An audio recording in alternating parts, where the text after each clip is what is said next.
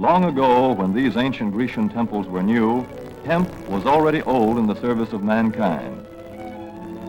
For thousands of years even then, this plant had been grown for cordage and coarse cloth in China and elsewhere in the East. For centuries prior to about 1850, all the ships that sailed the western seas were rigged with hempen rope and sails.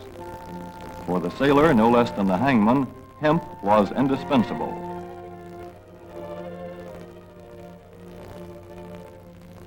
A 44-gun frigate, like our cherished old Ironsides, took over 60 tons of hemp for rigging. Including an anchor cable 25 inches in circumference.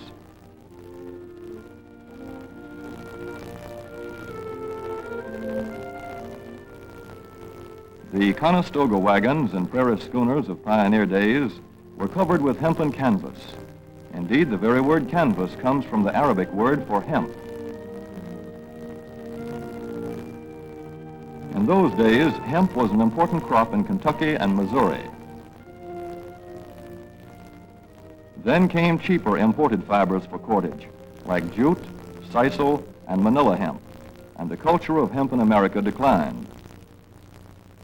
But now, with Philippine and East Indian sources of hemp in the hands of the Japanese, and shipment of jute from India curtailed, American hemp must meet the needs of our Army and Navy as well as of our industries. In 1942, patriotic farmers at the government's request planted 36,000 acres of seed hemp, an increase of several thousand %. The goal for 1943 is 50,000 acres of seed hemp. In Kentucky, much of the seed hemp acreage is on river bottom land such as this, along the Kentucky River Gorge. Some of these fields are inaccessible except by boat. Thus, plans are afoot for a great expansion of the hemp industry as a part of the war program. This film is designed to tell farmers how to handle this ancient crop, now little known outside Kentucky and Wisconsin. This is hemp seed. Be careful how you use it. For to grow hemp legally, you must have a federal registration and tax stamp. This is provided for in your contract. Ask your AAA committeeman or your county agent about it. Don't forget, hemp demands a rich, well-drained soil such as is found here in the bluegrass region of Kentucky or in central Wisconsin.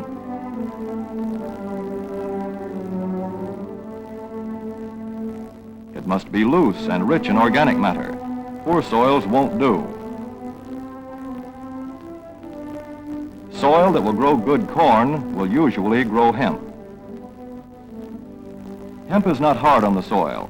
In Kentucky, it has been grown for several years on the same ground, though this practice is not recommended. A dense and shady crop, hemp tends to choke out weeds. Here's a Canada thistle that couldn't stand the competition. Dead as a dodo. Thus, hemp leaves the ground in good condition for the following crop. For fiber, hemp should be sown 5 pecks to the acre. With drill, the closer the rows, the better. These rows are spaced about 4 inches. This hemp has been broadcast. Either way, it should be sown thick enough to grow a slender stalk.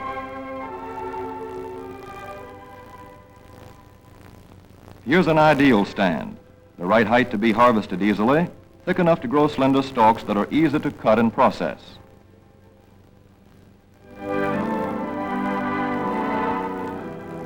Stalks like these here on the left, they yield the most fiber and the best.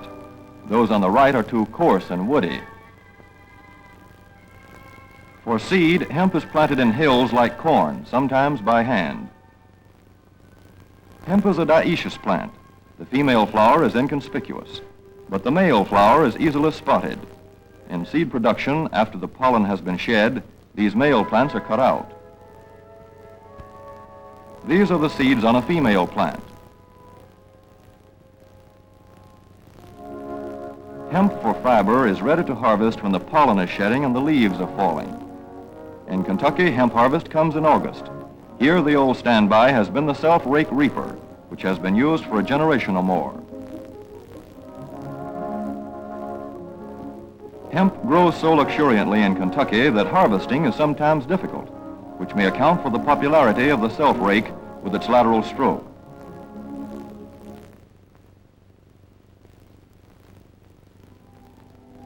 A modified rice binder has been used to some extent. This machine works well in average hemp.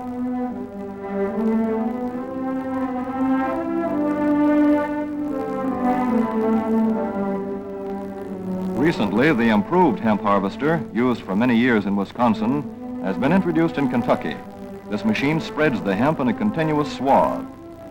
It is a far cry from this fast and efficient modern harvester to the Armstrong model of yore.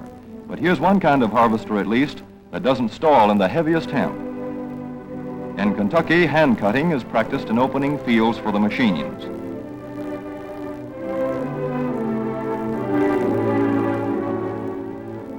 In Kentucky, hemp is shucked as soon as safe after cutting, to be spread out for retting later in the fall.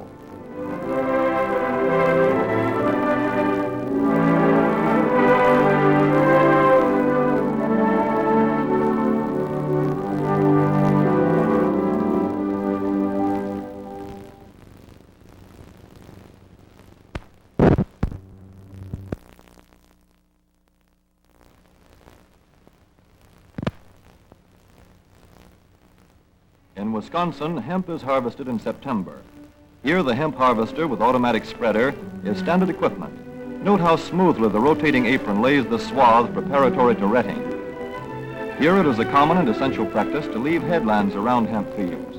These strips may be planted to other crops, preferably small grain. Thus, the harvester has room to make its first round without preparatory hand cutting. Here the machine is running over corn stubble.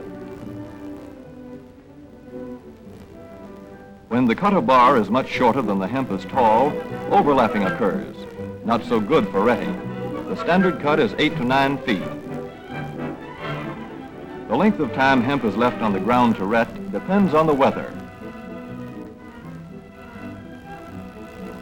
The swaths must be turned to get a uniform ret.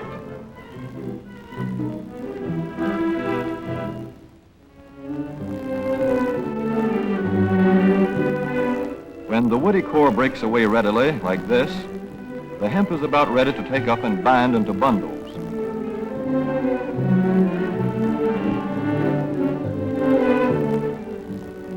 Well-retted hemp is light to dark gray. The fiber tends to pull away from the stalk. The presence of stalks in the bowstring stage indicates that retting is well underway.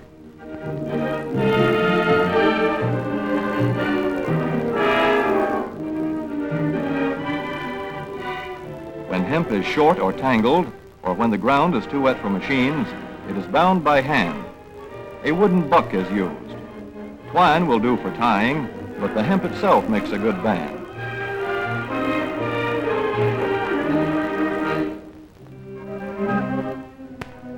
When conditions are favorable, the pickup binder is commonly used. The swaths should lie smooth and even with stalks parallel. The picker won't work well in tangled hemp.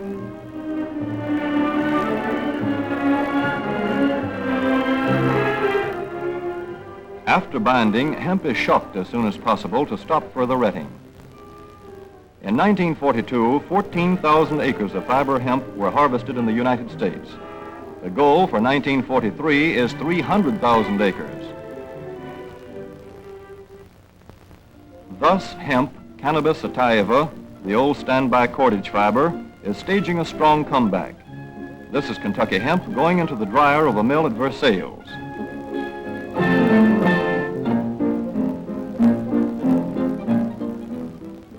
In the old days, breaking was done by hand, one of the hardest jobs known to man.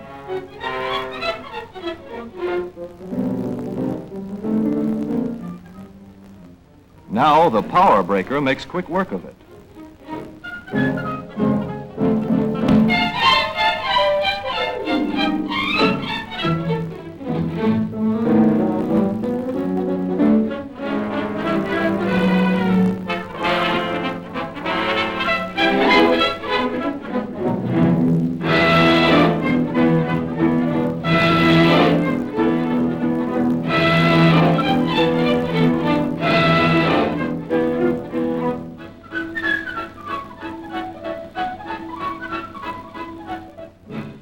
Spinning American hemp into rope yarn or twine in the old Kentucky River Mill at Frankfort, Kentucky.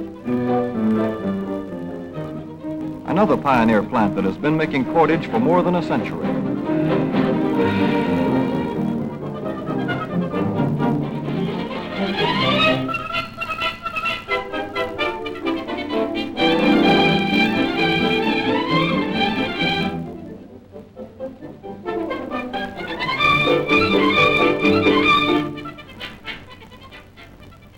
All such plants will presently be turning out products spun from American-grown hemp.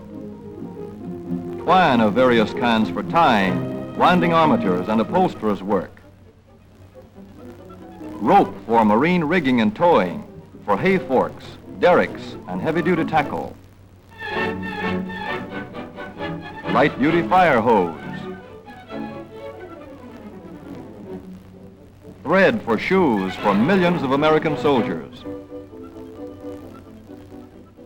And parachute webbing for our paratroopers.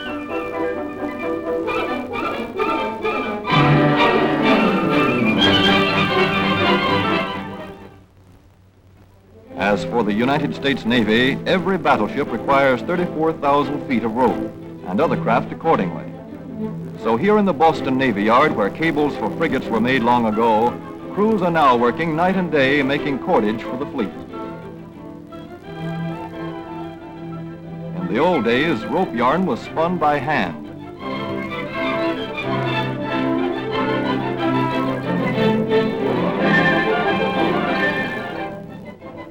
Today, even the rope walk is mechanized. 160 fathoms to go.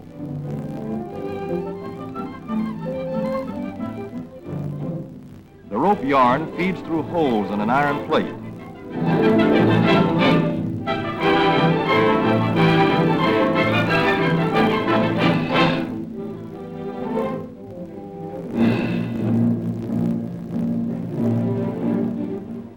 This is Manila hemp from the Navy's rapidly dwindling reserve. When that is gone, American hemp will go on duty again. Hemp for mooring ships, hemp for tow lines.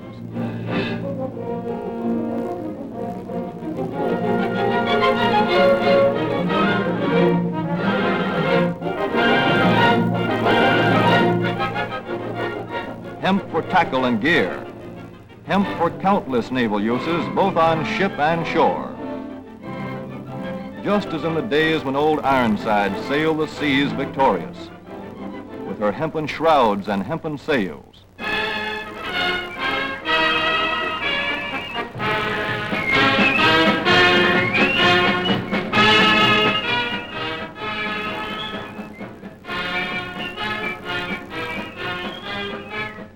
Hemp for Victory.